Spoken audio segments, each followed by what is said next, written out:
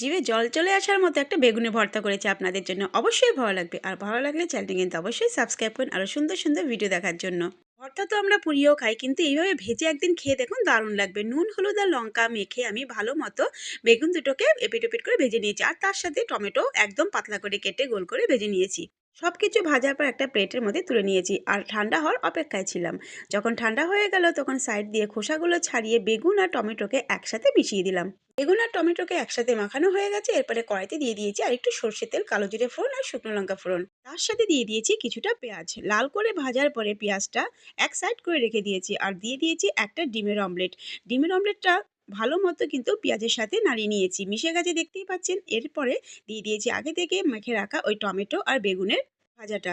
স্বাদ অনুযায়ী নুন আর দিয়ে দিয়েছি কিছুটা কোচানো ধনেপাতা। প্রায় 5 মিনিটের মতো লো ফ্লেমে রান্না করে নিয়েছি। রুটি বা ভাত বলুন বন্ধুরা, দারুণ লাগবে যদি এইভাবে বেগুনের